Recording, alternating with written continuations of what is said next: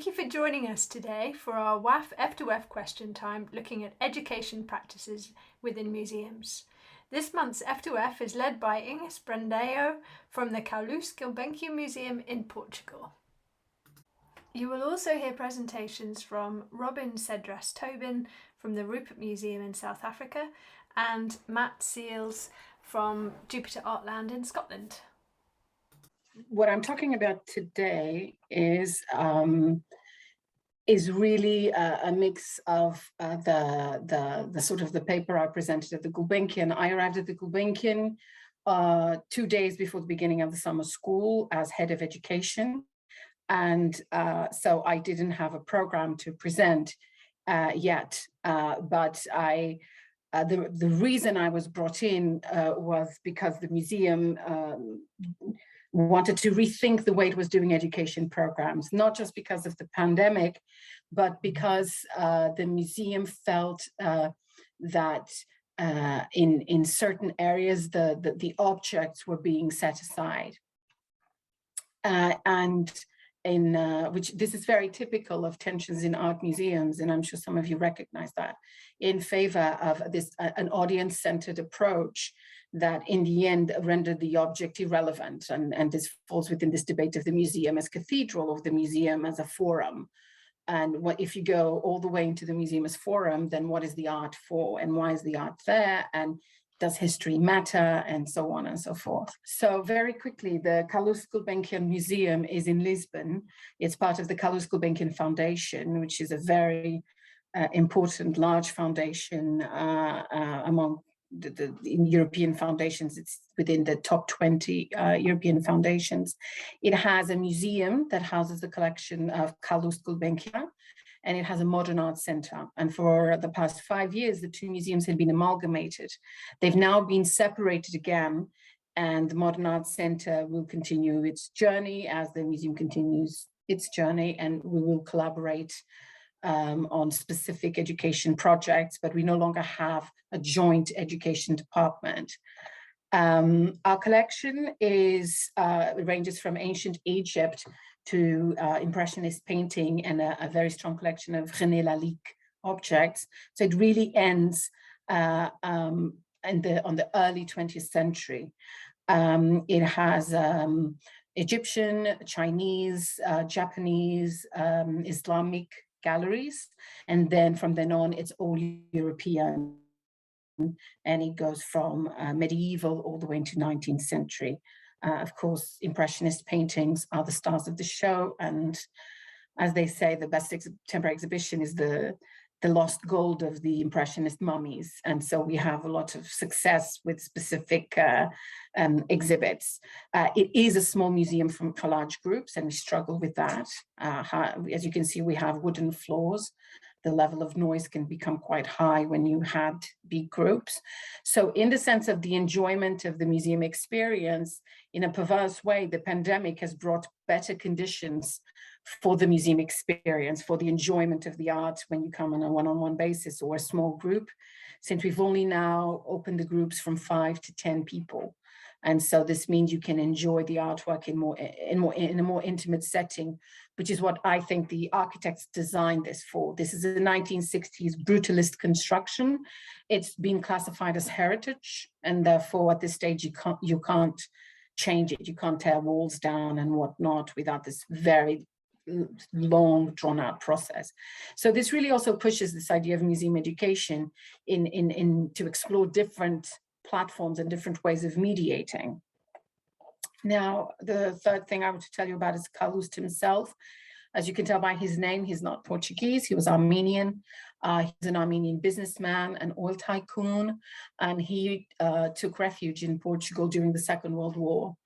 And after the war, the Portuguese state provided him with a very pleasant environment for him to live. So he stayed here, and on his death, his fortune was designed to become a foundation with the art, beneficence, science, and music, I think, as these pillars of his foundation, which is really what the foundation has been doing since 1956 when it was founded.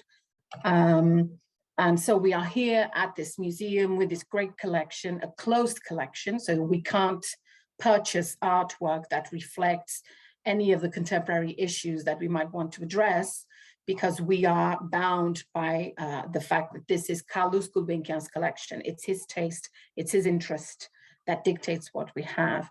And so here these slides are just to sort of remind you how you operate within the museum education sector. There is that basic tension between duty to collections and duty to audiences. The voice of the museum is also torn between presenting either a unique factual voice of the authoritarian museum, or this cacophony of various emotional voices that might relate to the object or might relate to the experience that people are having as they go through the museum, but not necessarily to the work of art. And then the experiences in education and mediation that in which the object is an end in itself, and therefore you start and end with the object, and the object almost becomes caged into the only interpretations the museum allows it to have. Or you have the marginalized objects, where you have all kinds of educational experiences within the museum, but where the work of art doesn't feature.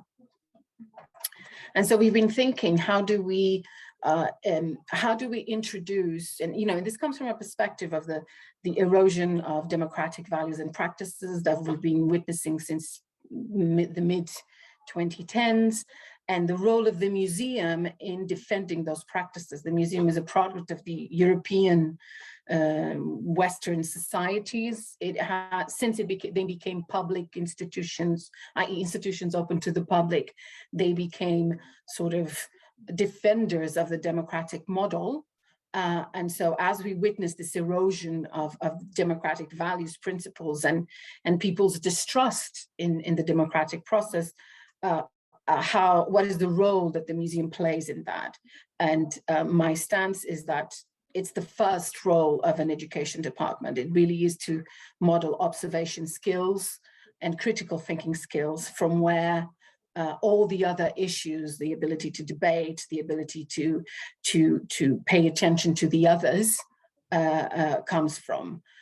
So we've decided to refocus what we were doing, which is very, it was really audience-centered, in the sense that the museum decided we were going to work with seniors, and therefore we would have a senior project outside the museum, and which did not necessarily require this sort of close presence or close observation, or projects that were in the garden. And so it was really rethinking, how do we put the object again, and how do we put the object at the service of the education mission of the museum.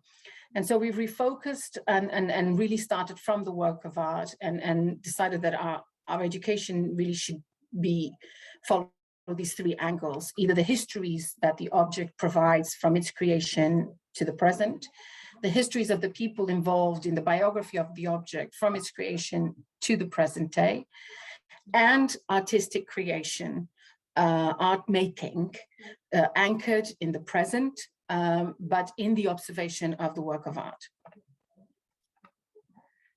The issue with this is that we believe that this is a forward-thinking model, and that addresses the most difficult issues in Portuguese society today.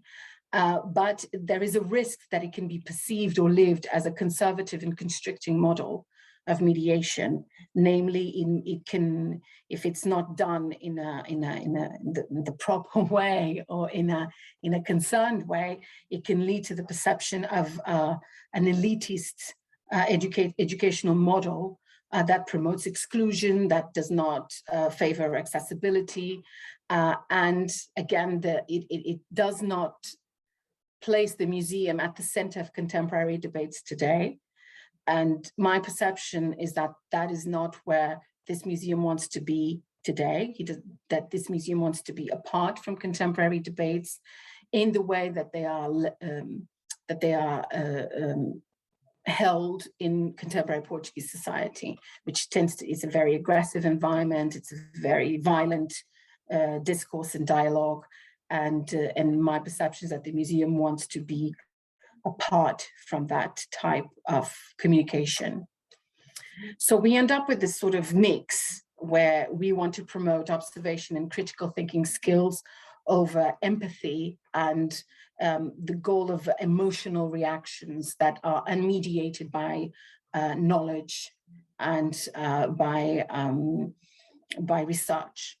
And in particular, because I've been heavily reading over the potential of empathy, and I believe that museums have been using this idea of empathy as a detonator for a positive social change in whatever social issues are occurring at the moment. And what the research has shown and studies have shown is that there's no causal relationship between empathy and a positive social change. That's not the catalyzer. And so, but that belief in a value is more closely a catalyzer for a positive social change. So in order to have a belief in that value, you really need to work critical thinking skills, the ability to research and evaluate information, doing triage and construct your own argument based on the research you've done. And that's really what curators do in their own way. And that is a model that can be brought out into the gallery and can be deconstructed and explained in front of a work of art, and can be modeled in such a way that this observation and critical thinking model skills are embraced by the participant. We've also decided to focus on increasing autonomy in visitors when going through the galleries. So we, as you may have seen, we do not have wall texts. We have very limited information in the galleries.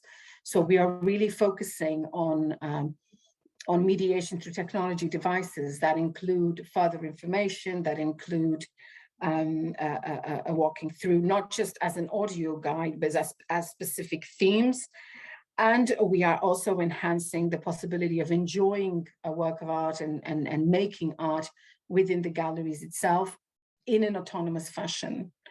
We are extensively exploring online programming, and some of our activities that we are developing now are the return of the art cart, which is always a little polemic in art museums, which is literally the possibility of making art within the galleries in an autonomous fashion. The creation of a touch collection through its 3D printing project. The development of art making courses, curator in gallery, guest voices, as the more sort of traditional programming that enhances, that puts forth the importance of research and of thinking about what you found and how you come to the conclusions you arrive at. The Young Voices program, we are now in the feasibility study. The idea is to identify struggling schools, and from those struggling schools to identify students who can stay with us for a number of years, and who can start out as learning about art, about how to research, how to mediate, and then they can become the young voices that welcome visitors and that give either guided tours or that organize activities for young people as well. But this is really a long-term, multi-year project in which we expect a high rate of failure, in a way, if failure is measured by lack of attendance or by people quitting the program, because it's the essence of these programs, of course. We've decided to also go back to a traditional model, which is the yearly director's talk. So introduce an element of almost highbrow approach to the collection, of having the director delivering a yearly lecture, a little bit like the Reed lectures in the UK, where he comes in and he's not really talking about a work of art. He's talking about a theme that concerns him, and that marks the beginning of the year in the museum.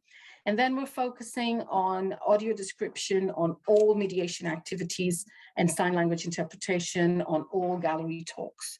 This is this kind of investment is very high in Portugal. So we're not directing our resources into programming, but we're directing our financial resources into the creation of further resources that enable visitors to enjoy the art collection and to view the art collection in the best way that suits them.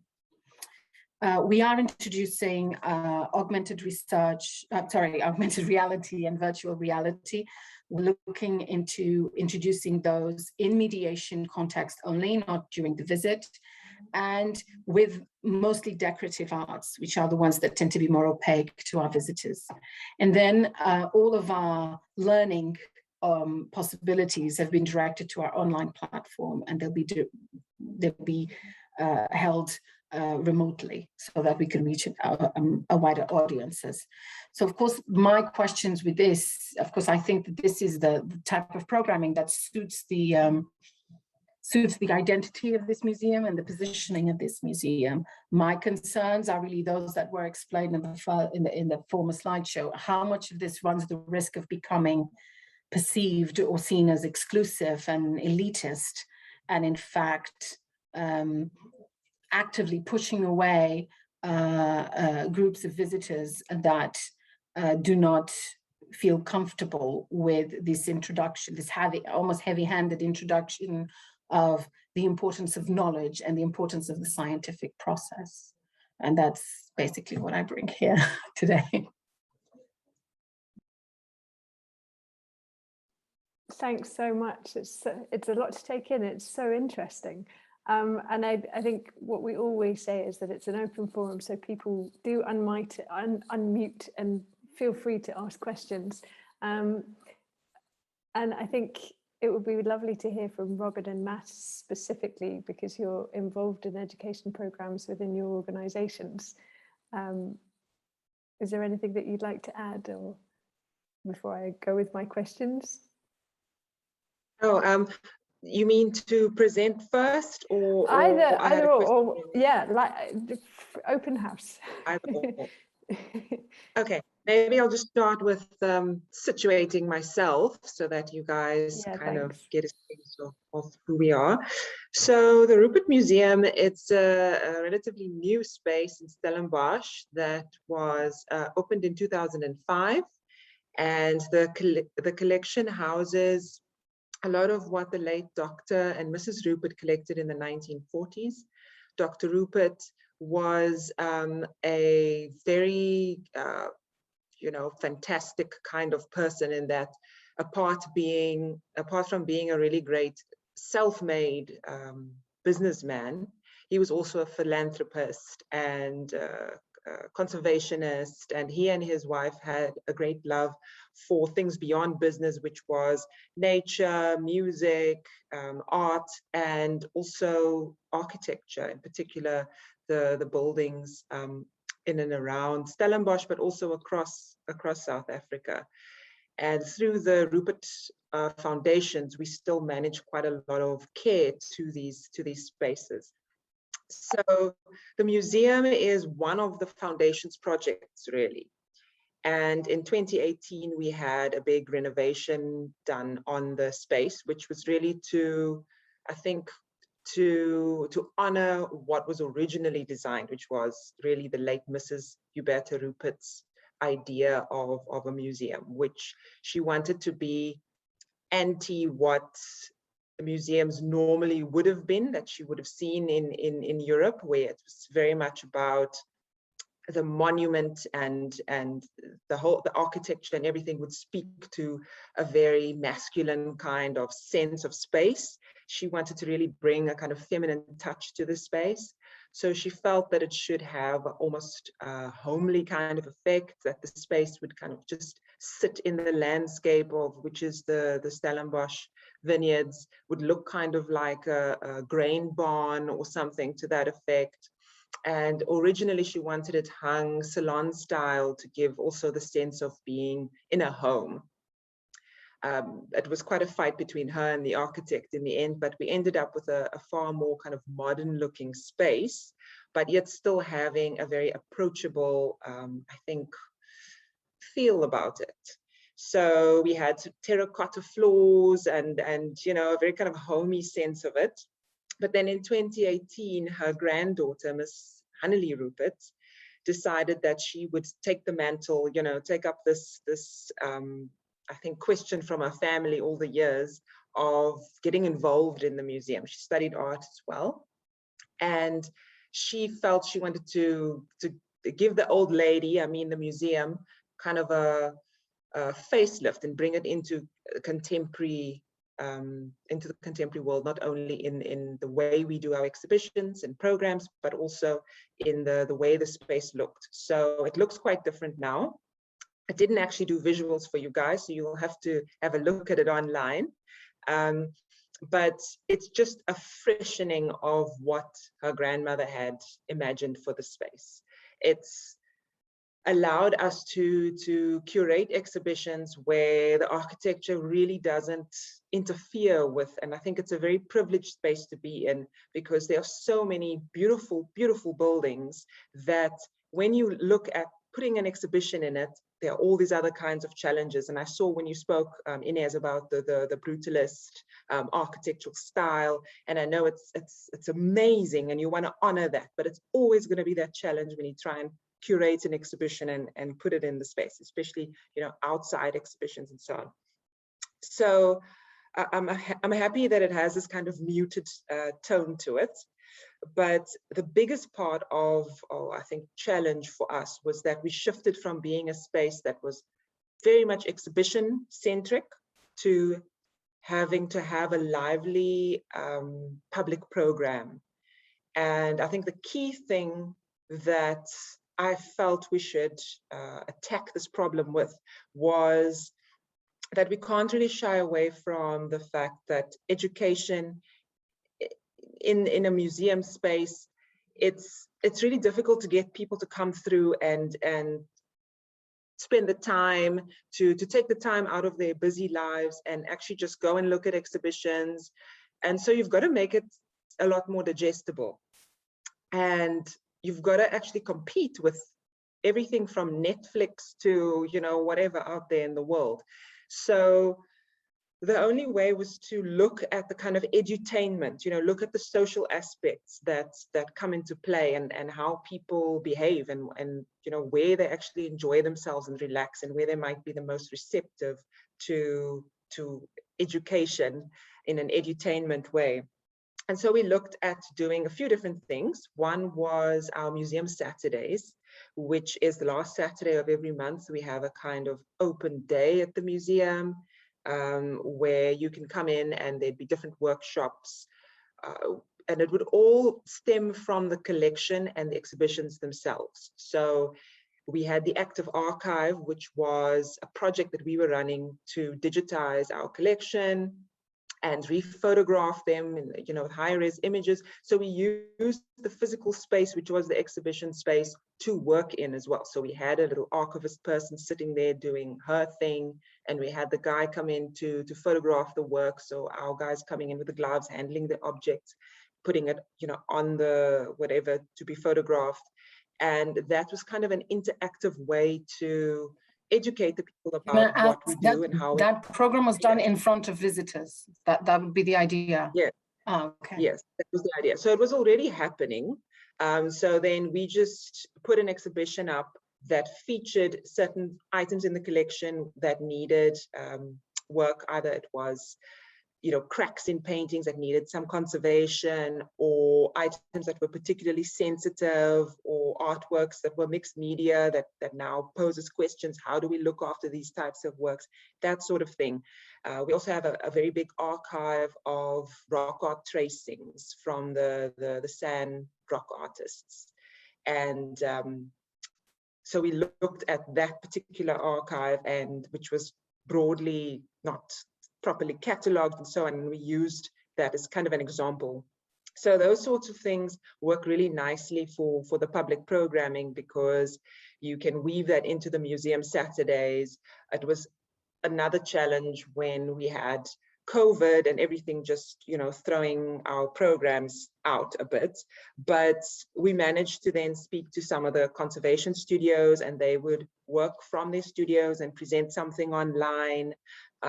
So like I said, so we keep focusing on the exhibitions, what the exhibitions have, and then playing that out into our programs. The Museum Saturdays was great because it would include a little bit more social kind of things like wine tastings and little workshops for the small kids as well. So people could come as a family.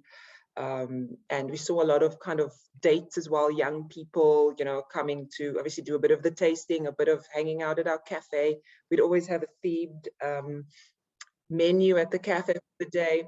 And the nice thing about South Africa is we've got a lot of public holidays almost on every month. And it's focused around those themes as well. So Heritage Month, we're in Heritage Month at the moment, the 24th of September. In June, we've got Youth Month. August is Women's Month. So, and then there's Freedom Day and all these different days that become a month of celebrations that make it quite easy to put a theme together. Even if we've got to pull something up from the storeroom just to put it on show for, you know, like a little pop-up exhibition. So the education part, like I said, was a challenge for us because we didn't have much experience with it. So we just started out trying to get people into the space, trying to listen to talks and those sorts of things. But then we expanded to working with some community centers based outside the center of town, working with at-risk youth and kids from schools that don't have any access to art education and so on. So we've got 6 of these partners at the moment. And before COVID, we worked very regularly bringing the kids into the space and doing workshops with them in our new little workshop space that we also built after this renovation process. And that was working very well. We'd give them a little snack and they would do their little thing and the taxi would take them home. And obviously with COVID, that became another problem. So we shifted that whole thing to art packs. So we produced these little art packs with the guide yourself kind of worksheet and the materials all packed in there. And we had that delivered to the community centers, which then helped us to take that out to the kids. So we've had quite a few things that we've had to adapt because of COVID. And I think because education is not a central part, it's kind of one of the arms that's quite important, but it's not a central part to what we do. It's always going to be something that we have to try and figure out how we tap into it. And although we've had our space changed and everything, it's still not very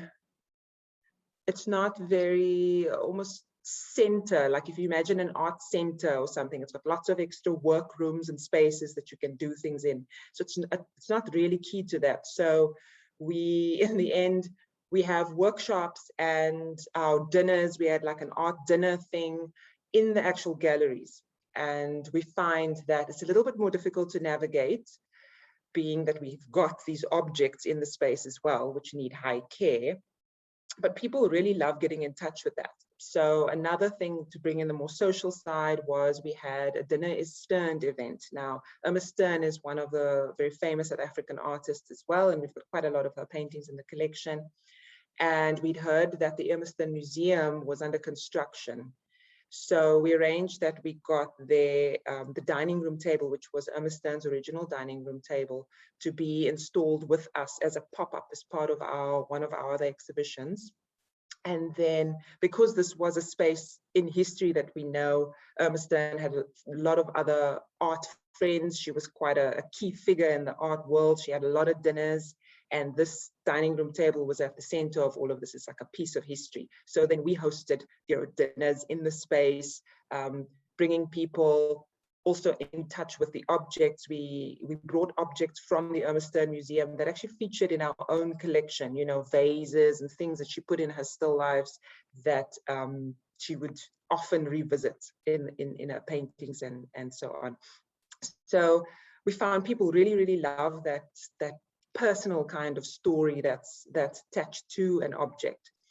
We've done that. We've brought in, piano performances with oysters and bubbly, for example, just to activate certain parts of the collection or certain particular works. Like we had another pop-up by another artist who was, one of his minor things is that he's a jazz DJ.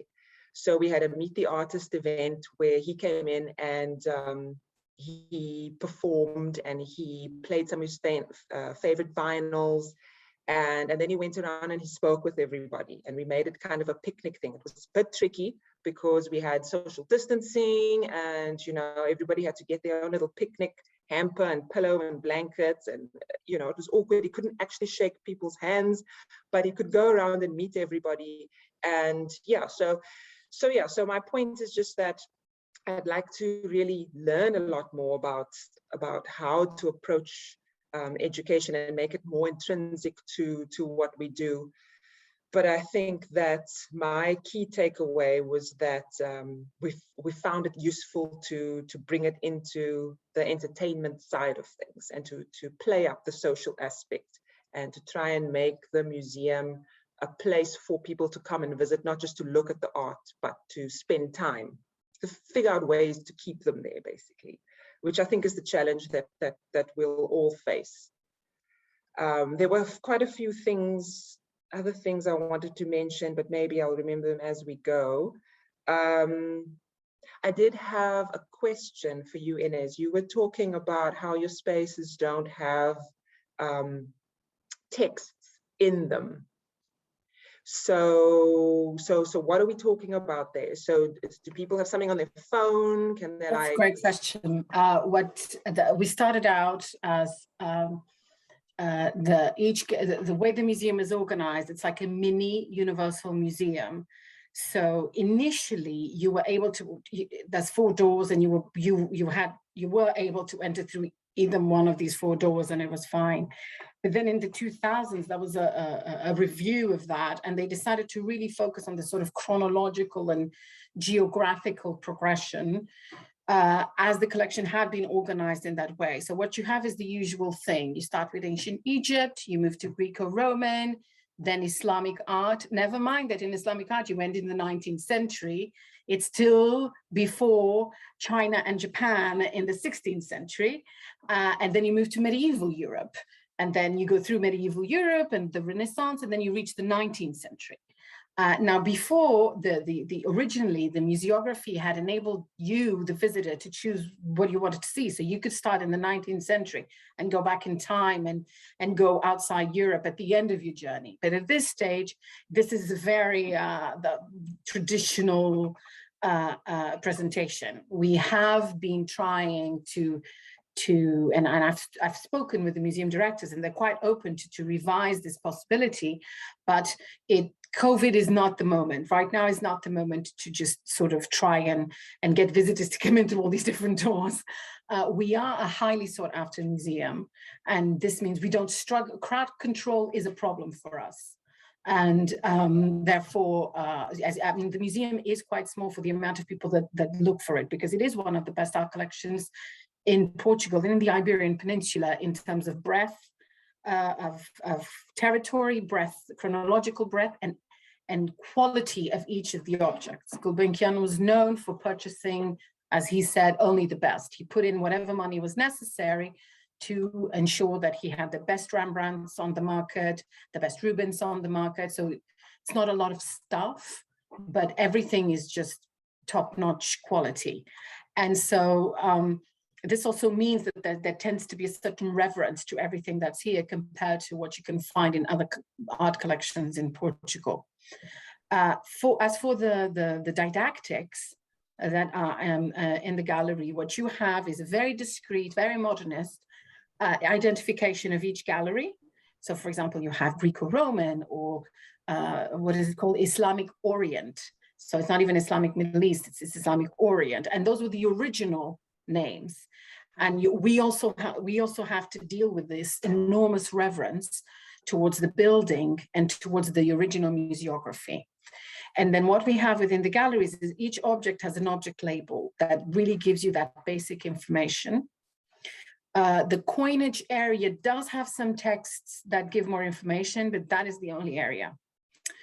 Occasionally, you will have some installations, some temporary installations within the galleries, and namely in Islamic art and in the Renaissance. In Islamic art, you can really focus on specific objects with some display cases. You can do installations. And if you have time, you can see online that installations, they've really worked on that. It's called Power of the Word.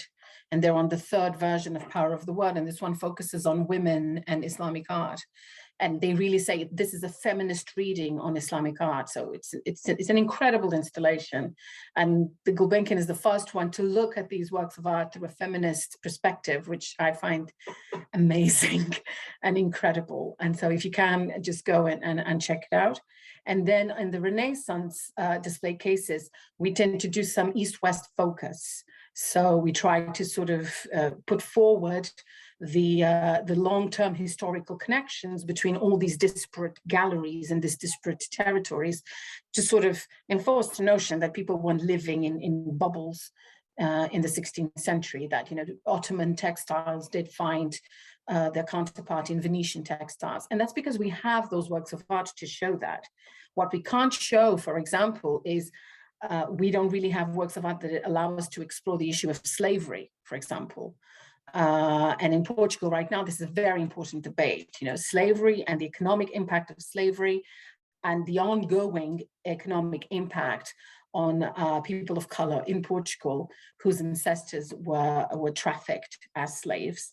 And so this doesn't necessarily allow us to, in an organic fashion, enter these debates, because we don't really have objects for it. And the proviso really is everything has to start from something we have. We can't just become a place, any place. You know, we are a museum and we have a duty of care to the collections, and this comes first. So what we do to mitigate, to minimize this impact of no information in the galleries, is we have an audio guide, which of course was discontinued because of the pandemic. So we've put it for free online, and we take a long time to encourage visitors when they come in to download it. We explain that it's because of the pandemic. We do not enforce a headphones only listening. So if they have their smartphone like this, it's fine, even though it's a bit noisy, but we really want them to have access. And now we are working back again on a paper-based format. And that, you know, COVID really has brought us to to this idea of what do we have. We have visitors who are older, who don't want to download something at the moment of purchase, of ticket purchase. They might do it at home, but they're not interested in doing that as they're about to get into the gallery. They just want to go into the gallery. And for them, we really need to give something. So we're doing again a new leaflet that gives sort of basic information. Everything else has to occur through mediation, which means a person that is paid to lead tours that you can book in advance. We also have the sign-up ones, but everything is paying. We have very few free activities in that way. You have at least to buy the ticket to enter the gallery, and most activities will be paying activities. Can I just ask, Fee Foundation would like to be on the call, but can't make it. They're looking at, or they're interested to know what other people do, if anybody does anything, for the hard of hearing. So I understand you'll have the audio, but are you doing anything for hard of hearing? In terms of the audio guide exists in text. So you have the same contents on text that can be downloaded and shared. What we're really investing in, and financially this is a heavy burden, is having as much of our programs, so not so much the activities where groups can book and people can book individually, but our public programs, as much as possible of those to have Portuguese Sign Language interpretation. And our online videos, which we will be producing next year, which focus on the collection and on objects within the storage, they will be sign language interpreted. So that's what we're focusing on that. And we're trying to do it in partnership with the National Deafness Association to make sure that we're really fulfilling a need and not just paying lip service. Personally, I think it's important, whether or not there are people hard of hearing in a program, that they see that there's a sign language interpreter at the side, because this is a valid language of communication as much as spoken Portuguese is. And so even if there's no one in attendance to benefit from that service, I think this is important because it gives this it has this indirect value of normalizing this presence of this person. And I'm sure that's going to feel gimmicky at the beginning, but then people will just get used to this, that when they go to the Gulbenkian, there will be a sign language interpreter. My difficulty is often, and the only way to solve this is to actually speak to the representatives of the deaf communities in Portugal, is, I don't want to program for you apart from the others, unless you specifically book a sign language tour, which I'm fine to do. I want to make sure that you, like everybody else, gets to enjoy any regular program that we have. And for that means I need an interpreter, since I'm focusing so much on person-to-person mediation. So every cost is doubled by the fact that there's a sign language interpreter. We also have one tour guide who is deaf herself. One of our mediators is deaf herself. So in that, she comes with her interpreter. She chooses what she wants to talk about, and she comes with her interpreter, and the audience that's there may be deaf or not, but they need that interpreter there in order to hear what this very qualified and very knowledgeable mediator has to bring to the table. So this is our position in terms of mediation for the deaf and hard of hearing, people who are deaf and hard of hearing. Is I don't want to have a special needs section on my program, on my public programs. I want to say, if you have a special needs group, we can accommodate you, but we want our programming to be universally accessible as much as possible. Great, thank you. That was really, really great on both counts, and Robin too. Now, Matt, I don't know whether you would like to either present or verbally just talk about life in Jupiter Artland. Sorry. Sorry. If you hear any background sounds, it's my dog snoring. She's sleeping. Just ignore that. Well, luckily my thunderstorms have stopped. Okay. I think they Sorry, can Matt. mix up together.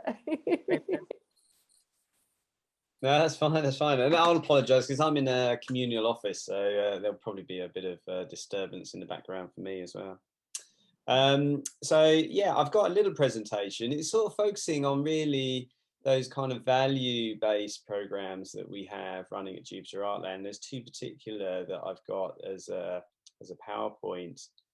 One is our free learning program, and another one is an outreach program that we started pre-COVID and managed to continue and conclude it through the COVID process. So so those are the two that I was going to focus on. But just before that, for people that perhaps aren't aware of Jupiter Artland, we're sited just outside Edinburgh. We're an outdoor gallery, and we focus solely on contemporary sculpture. We've been going for about 20-something years, 24 years, 23 years. And through those 23 years, we've evolved a permanent collection that is added to each year. So it's always growing, always evolving. We also have indoor gallery spaces as well. So we also have temporary exhibitions running through our program through the season as well. And also for those additions to our permanent collection, we also have, it runs alongside with our interior spaces as well. So the artist who's adding their piece of work to our permanent collection will also then exhibit their work in the indoor galleries as well. So yeah, we cover about 150 acres, and I was suggesting earlier that that the three sort of like elements that lap over for Jupiter Artland, and it's kind of like spelt out in our triangular logo, is that we have our art program, we have our landscape, our environment, because all our artworks exist in the outdoors, in the environment. So they always have to have a certain dialogue or connection with the space, the place that they're sited in. And then also our learning as well. So our learning kind of like laps with those two elements as well.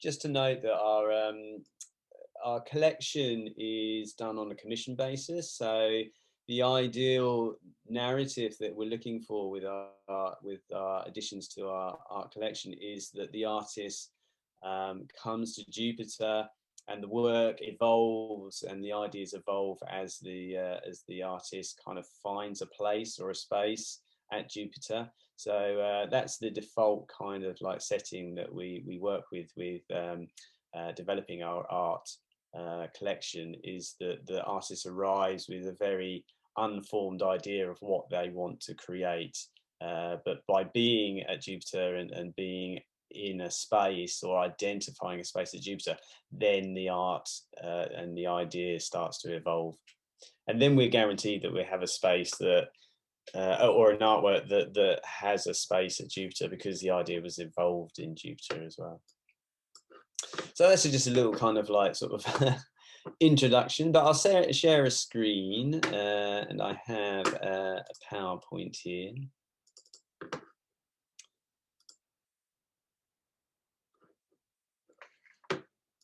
So can everyone see the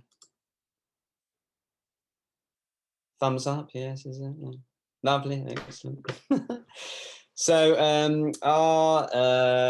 we have a free learning program. So the free learning program, as it suggests, is a program that is totally free. It's funded by ticket revenue that we acquire over our season. We're open to the general public from around about Easter to usually September, although because of COVID, we've actually extended our opening season to October. But that revenue is ploughed into us being able to offer a free learning program. The free learning program really sort of like involves a day where there's tangible learning taking place. So it's led and coordinated by our learning team. It's negotiated by the group. It's open to anybody. It could be a school, a college, a university. It could be a social group. Anybody who feels that a day at Jupiter talking and thinking and doing creative things would benefit them. So we have negotiations to try and tailor-make a day for that group that really does suit their needs and their learning kind of like interests. The idea is that, or the aims of the program really is to ensure that it's accessible and inclusive as much as possible. That is why it's free. It's open to, as I say, any learning group. So we're trying to make it as broad as we possibly can. But we're also interested in making sure that the learning is has a kind of validity to it as well. So we work with, in Scotland, it's referred to as a CFE, it's a Curriculum for Excellence. And the Curriculum for Excellence in Scotland is really focusing on developing skills that are often skimmed over within formal educational settings. There's 4 capacitors: effective contributors, successful learners, confident individuals, and responsible citizens. And so our learning kind of really encourages those qualities to come out through the activities and the learning opportunities that we give. The learning is also process orientated, and there's opportunities within the free learning program where they make and create themselves, but it's not outcome driven. It's really a process driven activity. So it's that act of making and creating that is really important with us in our learning that we undertake. The structure often involves a nice balance between theory and practice. So there's a theoretical sort of element which involves a tour of the artwork. So this will be guided by one of the learning team. They will go round with the group, looking at the artworks. But we're not, as I said, really focused on the dates and the factual background between of the artworks, the contemporary artworks. It's more about tweaking out or creating spaces for dialogue and kind of initiating that idea of a creative thinking process or a critical thinking process curiosity, inquiry. So we're more interested in hearing other people's responses to the artworks. So we often refer to the notion that any response is a valid response. So our tours are really like opportunities to open up spaces for people to respond to the artworks on, with their on their levels, with their backgrounds that they bring to the pieces of work. And then the practical element of the day is really like covered by a workshop. So this will often, the workshops, we have a bank of workshops that are linked to our permanent collection, but they also have elements of mindfulness, health and well-being, nature connection, because of the nature of us being an outdoor art gallery and a site-specific artworks that respond to the natural environment, the woodlands that we have on our site, then our activities are often sort of like tweaking with that notion of being in the outdoors and having a connection with that space, that natural organic space. The challenges we find with this program, the free learning program, is really maintaining that accessibility. We have a huge return of schools and colleges and universities and social groups, which is lovely, and it shows a real success to the program. But it's also ensuring that we're also making contact with new schools, new colleges, so that we're not just serving the same centres again and again. It's also about measuring the long-term impact. We do evaluations at the end of the trip, but we're continually trying to gauge our long-term impact as well, and that's something that we're really keen to sort of like develop a more stringent sort of strategy on that as well. And also having resources that can actually reflect as well, but also inform. So when we send out our workshops, we're always trying to emphasize the fact that these are just start points, and that we can tailor that workshop to that particular age group or learning need. And that's quite tricky to get that balance of delivering or posting out learning resources, but not closing off any kind of like opportunities for the teacher to flex those learning materials to suit the learner. And that's quite tricky. That's always a part of a challenge. But the impacts we see are really just by being outdoors. It really does resonate with maybe often learners that find it difficult to be in a classroom or in a formal learning environment. So the outdoors is just something that really does resonate with a big bank of learners who maybe struggle or have anxiety within other contexts, learning contexts. Also, learning outside of the institution enables different voices to come out as well. So often we're confronted with teachers teachers or facilitators who are really just surprised at the response that some of the learners actually get from the day, and how it actually changes their sort of behaviours. And also the learning is real as well. So being actually in the environment actually makes the learning a lot more tangible than maybe in a classroom setting. So that's the free learning. We also do quite a number of outreach projects as well. We've got one coming up for 2022, but this OLIM project, Learning in the Outdoors, it was in collaboration with Nature Scott. And really Nature Scott brought a funding package together with the aim of really encouraging more schools, primary and secondary schools, to embed outdoor learning into their weekly learning sort of timetable. So we have in Scotland a big embracement to outdoor learning. A lot of primary schools are really already embracing outdoor learning as part of their ongoing timetable. So this was really a further push to really embed that a lot more in everybody's learning experiences, whether they're primary or secondary. The aims of the project was for the learning to occur outdoors. So it was really focused on giving teachers confidence in actually taking the learning into an outdoor environment. Each school was asked to identify an outdoor learning space that was not part of their learning, not part of their school property, but was in the community. So often it was a park or a piece of common ground.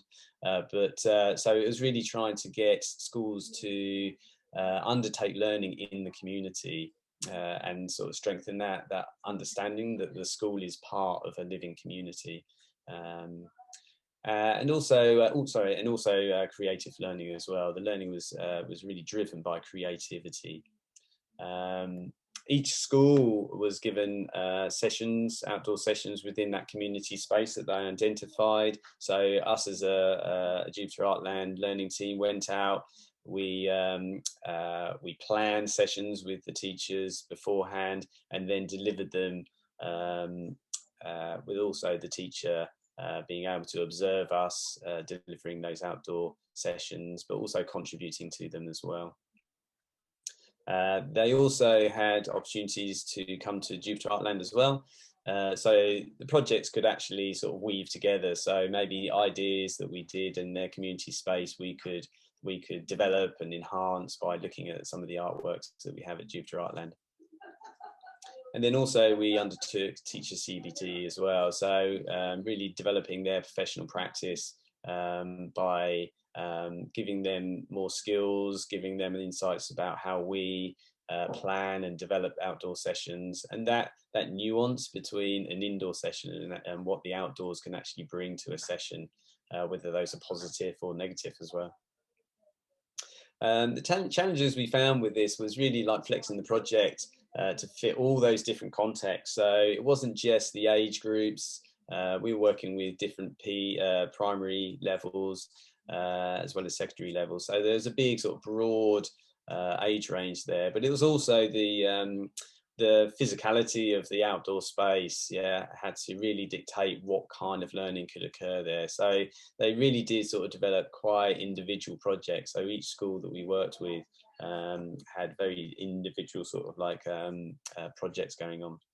Timetabling was really quite tricky. You really quickly understood that schools are very embedded within a very strict timetabling process, and to try and sort of like flex that was really quite tricky. The primary schools were a lot easier to work with than the secondary schools, and that really does show in a lot of our kind of engagement is very much primary. So I think primary schools have that added ability to be able to flex a little bit more.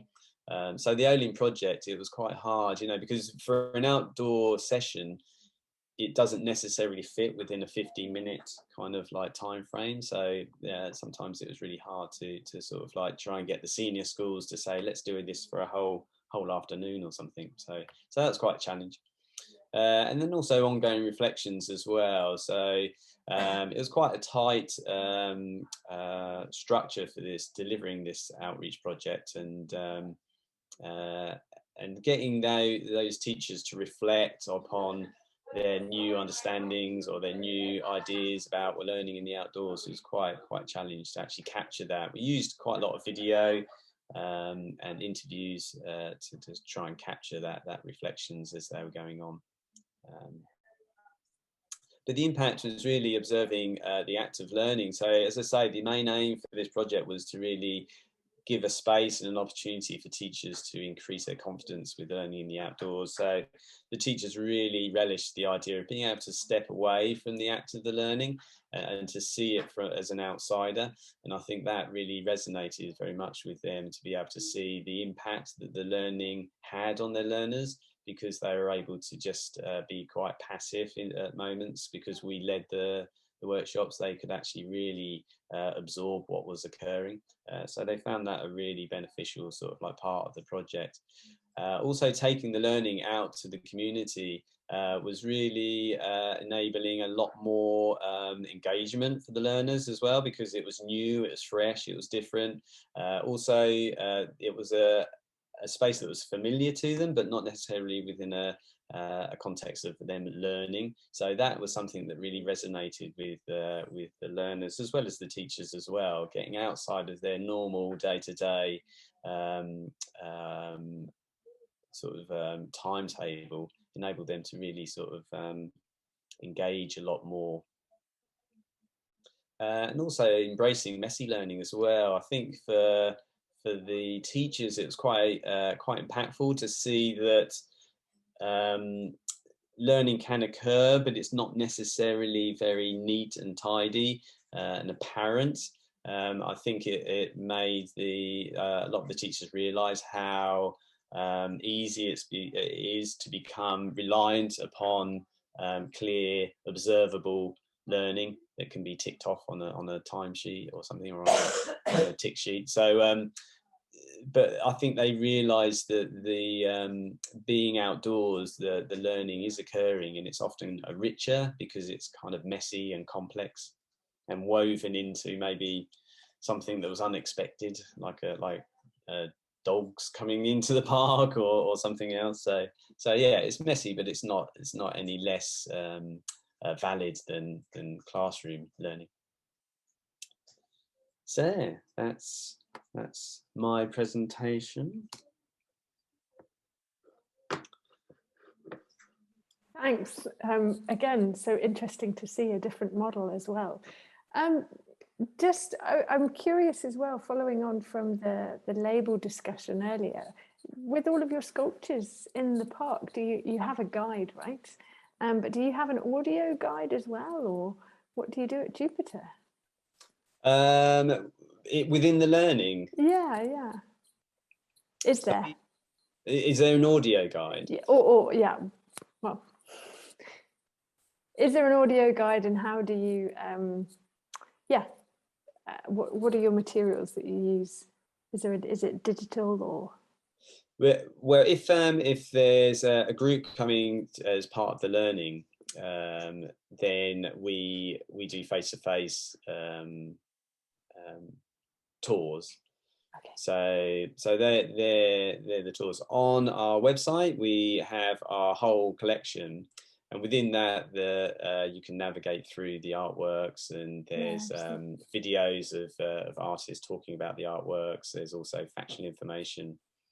So we kind of try and keep the within the learning context, the tour as a face-to-face, so we can really identify the need of the individual learner or the group, and tailor and match their needs to what we're saying and what we're because we have such a diverse sort of like number of groups. So today I had an early learning nursery group. The week before I had advanced high art students. So you have to kind of obviously change the level of that tour, and that tour becomes something totally different because of the needs of that student or that group. So that's the way that we work here. It was also interesting, like hearing about interpretation as well. So at Jupiter Artland, we have no interpretation in the landscape, and that's a real intention. So again, if people want to know the artist's intentions, they can visit the website.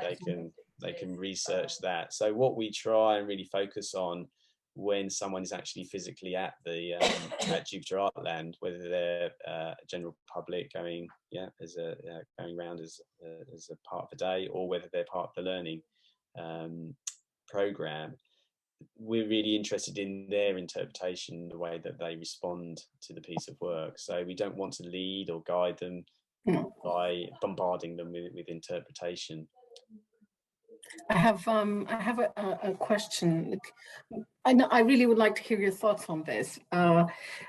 You've talked about projects within the community, so away from where you are, and we're really struggling with this here at the moment, and what to choose and where should we be addressing our resources. And of course, we're very lucky. This is a foundation. We do have streams of funding that are more secure than most people who work in this sector have access to. So we can really take the time to think and strategize a bit more. But right now, the lines of tension really are, on one hand, should we be within the community and doing mediation within the community, and either with the use of our touch collection or through different ways of interpreting the artwork within the community and work within the community in their comfort zone? Or should we really be working to alleviate or eliminate the access barriers to the building itself and to the concept of museum going as a legitimate leisure activity for those, especially in communities that are, in Portugal, they tend to be on the outskirts of towns. In some cities, there are inner city communities, but in Portugal, it tends to be that communities with less purchasing power and who are marginalized from mainstream life, they're actually kept geographically far away as well. While before, I have worked on many outreach projects, and there's certainly, I mean, they've been very rewarding for me. I'm wondering if I'm actually contributing to keeping them away from the museum, if our money is better spent on running a free bus service that brings people here on the weekend or on a Sunday when admission is free, without any specific program aimed at them so that they feel comfortable, but rather saying the doors are open and you are expected here, because it doesn't cross our mind that you wouldn't want to come because this is a museum and the museum's open for everybody. Or is it better to invest our resources staying within the community and developing specifically tailored programs, but that keep them geographically away from the museum? And this is something I really have difficulty in not in choosing. I mean, ideally I'd do both, but in where how should we be dealing with what's called social lack of access? It's not a physical barrier, it's not an intellectual barrier, because those can be dealt with by interpreters, audio description, working on texts so that they're better understood and whatnot. This is really mostly about class and self-expectations of class behavior, and what is the best way for the museum to address those in a way that doesn't feel that the museum is still dictating and the museum is still saying what is appropriate and what's not. Yeah. I was just going to say, I know I'm this sort of observer, and we're publicly funded, so I guess we have more of a duty to do that sort of stuff, but we have those questions all the time. We're based in a city where we have very low arts engagement amongst our population, but we're very heavily funded by the local authority, and they should be a big part of our audience. And I think you sort of said, oh, if I had the money, I'd do both. It's somehow trying to blend the two, that you go out to people and say, this resource is here for you, and lead them in if they want to come in, and then trying to get their voices really, which is hard with, well, it's not though, because you mentioned the sort of the young people's voices stuff. That's exactly what you're doing there. You're going out to them and saying, we want. That's a project. This is like the project I'm bringing in and that I want to develop, but we're still in the feasibility study. So it might not even get off the ground. But ultimately, it might have that aim of those young people then might recognise something of themselves in your space if you can get them over the threshold. I mean, for us, the idea is that if you're going to diversify the staff, this push to diversify staff for representation, if you're going to do that, you can't do that once people have graduated and are looking for jobs in their field of study. You have to go out and show the museum as if truly this is an aim, and if truly this is the way forward for this or any other institution, is you really have to be programming for adolescents, and you really have to. Than that, arguably, you have to. No, but in terms of, if we want to have a staff that represents Lisbon society at this stage, you have to be. You have to. This is a multi-year achievement and not just a statistics taking out the door. So the Young Voices program, if it gets off the ground, will produce results in 5 years' time, when we have our own staff of mediators is more diverse, does include experiences that, personal experiences that are on the opposite end of what this collection is about, which is, you know, luxury. And this is, but, you know, this is clearly the project that I really hope we can achieve. But it will be very slow, as opposed to creating a bus service with sort of very fast results or not, but certainly it's very visible, as opposed to a Young Voices program. And also, you know, often I find that management has very different expectations of success. Portugal tends to be a conservative society, and projects tend to require a guarantee of success before they're implemented. And so, which is not really conducive to experimentation. And I find that when I say, you know, these projects, a success rate is over 20%, having 20% of the participants go on into the second year. This is a success, because the expectation is that people are going to drop out. And then, you know, into the following year, if you have half of those students who made it to the second year that are still staying, that's a success. So if at the end you end up with 4 people who integrate we only have external contracts for mediation. We have a very small staff within the foundation itself. But if they integrate our roster of mediators, that means that we are achieving what we set out to do. And they are choosing the humanities as opposed to a job that guarantees a high return and a high salary. You know, the humanities crisis in Portugal really means that people are removing themselves from courses such as history and history of art and anthropology.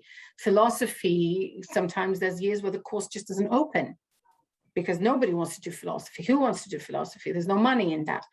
And that really means that on one hand, you have a new elitism in the humanities, because only those who can afford to go into the humanities, and then that trickles down into the types of exhibitions we have, the types of programming we do, the books we publish, and on the other hand, into the complete devaluing, even within the high schools, of the humanities and of the scientific process that exists within the humanities. It's not just about, you know, unmediated feelings and, you know, and romance novels and whatnot. There is research, there is work, there is thinking that goes into the humanities. And so this is all the environment in which I'm working. And I do worry that it becomes again, I mean, I think that in the last 20 years, that the educator has become narcissistic. And the educator has started designing programs so that the educator feels good about himself or herself, because I'm saving society. I'm dealing with society's ills while the curators are just out there doing whatever it is that they do. And I really want to see, I mean, I would really like to see educators sort of putting themselves to the side and bringing back the audience at the front, but based on the object, because, you know, we're not a library, not a shopping mall. We have these works of art that we have to work with. And so this is, again, this is the sort of the things that I'm working with right now.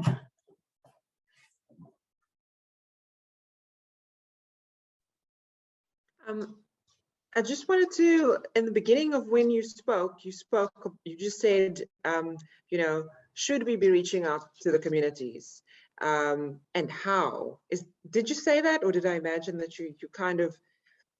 I don't think I meant it like that. I think that there has to be an identification of those that aren't making it into the museum. We have to know who they are and why they're not coming. I mean, 20 years ago, way before I ever came into this museum as head of education, I actually organized here an ICOM event about museums education and museums and young people. And the young people that I invited at the time to come here were precisely from a very specific area around Lisbon. And I asked them to come, they're from a youth group and I said, I want you to just say, using your words and being very brutal, I want you to tell all of these museum directors that are going to be there, and they're going to be your hostages, and I want you to tell them why you don't come to this museum, why you are here for a conference, but you've never been literally across the staircase and entered the museum. And you know, sort of use those words. And this was 20 years ago. And it's not like much has changed in that. There's still an element of self-exclusion, but there's also an acceptance on behalf of museums in general of that type of self-exclusion. And my debate or my dilemma is, since I can't do both in the sense that I don't have the human resources and the financial resources to do both,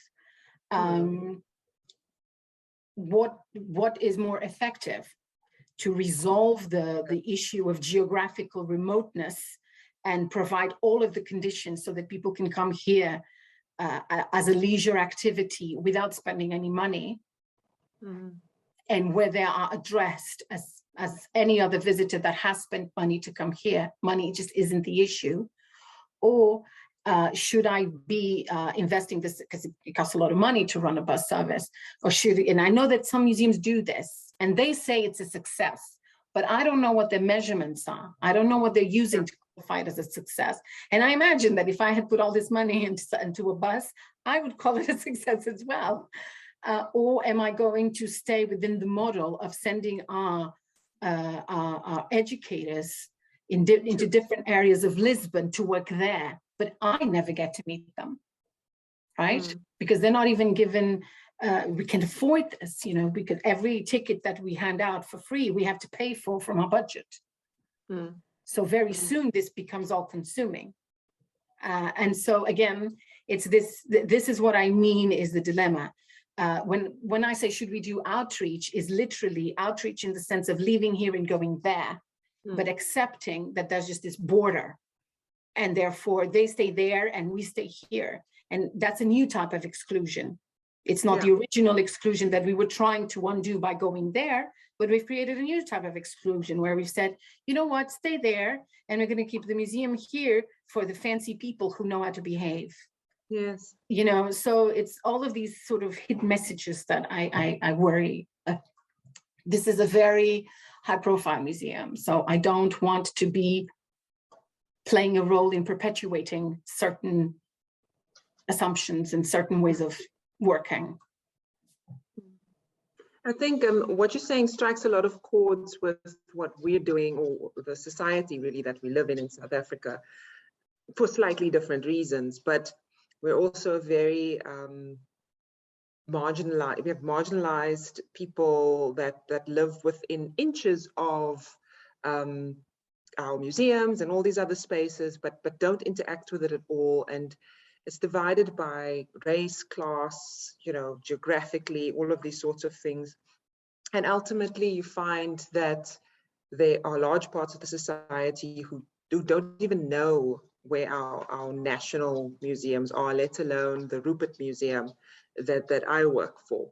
So, you know, they will just the language of the space itself is already uninviting for a person who might not have been introduced to that kind of thing before. So I think it's interesting that you say, is the busing them in even useful? Like, how do you quantify that? And my immediate reaction is no. You know, it's not useful. You can say, okay, we've had 400 children here from this area, which, you know, means, wow, well done us. And, you know, it's a tick. But what sort of experience did they have when they were there? And if it's just a superficial running through of kids, you know, from various places, there's no depth of learning there, or even of experience. Isn't that what most visitors do in a museum? They run through the museum. So why should I expect that a certain population, because of their social economic background, should be infantilized? Because I'm talking about families who come in. I'm not talking about schools or anything like that. Why should I expect that whatever population comes into whom I've only eased the geographical access? That's the only difference, is I've made it easier to come here. But why should I then go into them and say, but for you, I have all of this, but you have to enjoy it. You have to do it. You know, what if they don't want to? What if they want to do like all of the other ones and just run through the Impressionists and this is boring and where's the cafe? You know, why should I be there making sure that they do all of this engagement? I don't know. This is something that I really, it's a balance that I really struggle with. I don't, and it goes back to this issue of the educator as the center of, as God in a way, as the teacher in a way. I decide what you want. I decide how you enjoy this work of art. What if the kids want to look at the naked statue, which they all do, but I didn't prepare anything in the naked statue and I have everything in the Egyptian thing. You know, why don't I let them stay there? Because I prepared this thing. It's that is I'm struggling with. And I'm at the same time, I'm like, am I becoming too conservative? Am I just going back to before instead of thinking far ahead, that I think is what I'm doing? I'm in fact thinking behind, thinking back into when people were just told they behaved and I was the big person and whatnot. So again, all of that. Yeah. There's absolutely no easy answer, is there? No. I think that I would quite like to pose that to other foundations as well and see if we could just get, whether it's by text or on a call, but just to hear how others do it. Oh yes, yeah, of course, no worries, Alison. Yeah. It's so nice to have everyone here. I think, like I often say in all of these calls, it's about doing a follow-up as well. And there are quite a few that haven't been involved that would like to. And so I'll have a think, but see about how I can do some follow-up actions. Was it helpful for you all to have a discussion like this? Oh, yeah, you're all on mute. I realise. Yes, definitely. I think it would have been, feels like it would have been great to push the conversation a little bit more. Yeah, I think so too. Yeah. We come from such different kind of places, well, obviously, but also just in the ways we interact with people coming into the space. So, you know, Matt, when you were talking about how you have the younger kids, you have far more engagement with them than the older kids. This is also a problem that we find, you know, and getting into connecting with teachers means speaking to their curriculums, that they can force the time into their schedule and give you the time as the museum to deepen the kind of learning that sometimes skimped over, as you said.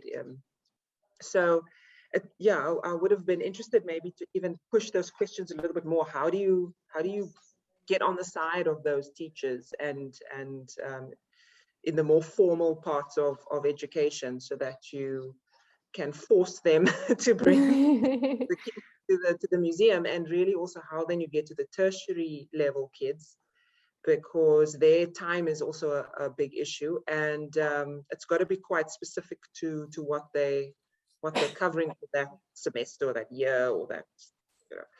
So yeah, I'm finding it difficult to do those things. We've only just started to try and reach the tertiary education kids. Do you think that in the tertiary sector, online helps, or it doesn't make any difference? Yeah, actually, we're just edging into that. I think online really helps. I think they also they want to navigate through material themselves. So we're finding we're reaching them more now that we are getting our art database, you know, properly set up and that sort of thing. So to give them access to the space virtually so that they can research is probably quite key there. Besides bringing them in and giving them tours or making them, you know, part of whatever programs we're running. Would it be of interest if I set up a regular education call where we can people can join in, and the group can change depending on people's diaries, but if there was something that we did once a month, and then we can take a particular topic that's key, would that be of interest? Yeah. Yeah. So That then would maybe, be, especially Great. because we can then use it as competition and say, well, they're doing it and I wanted to. well, it would be nice, as you say, you've got to get through knowing who you all are, and then people can really get to the point, key questions, and, you know, yeah, as long as it wasn't something that was too time consuming. It would be interesting, especially in like specific areas. So if you could look, like we're going to talk about, online programming or,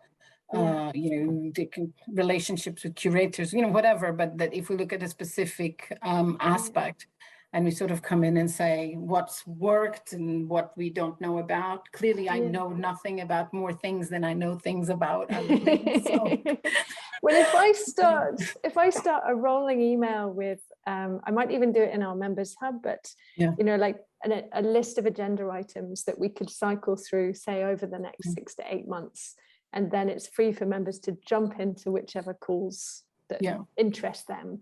I never want to have too many people on the call. I was expecting a lot more than we had today, but actually it was quite nice because now the three of you really know each other, which is great. And I don't know if you caught, Robin, but Alison works for the Hepworth Wakefield, which is a publicly funded organisation in North England. But she wrote to me last week and just said, please, can I join? It sounds so interesting. And I couldn't say no. It's great. But technically, she doesn't fall within our membership. Okay. No, that's great. Yeah. And thank you so much for your introductions and presentations. That was thank you. So as I said at the beginning, I will edit this call so that it's useful for everyone to watch. I'll share it with you, and let me know if you're like, oh, could you just delete that bit or add that bit? I'm gonna just ask in advance. I made a comment about a previous experience about senior citizens and whatnot. If you could just I will just take that out. Exactly, that's exactly what I mean. I want to keep good relations with the person who was here Totally. beforehand, and she's great, and she did great work. And I don't want her to interpret it as any judgment on what she was doing. And that's exactly why I edit it until you're all really happy that there was nothing that could be misconstrued. Then I'll put it onto the hub. Oh, hello. Sorry, you might have to edit that out as well. No, not at all. And so then I'll put it onto the hub and others. But it's the beginning of a conversation ultimately, and the better everyone gets to know each other within the group, then it's easier to pose questions. Yes. Thank you so much for your time. Thank you. Look forward to seeing you again soon. Everybody. Take care. Bye. Bye. Bye.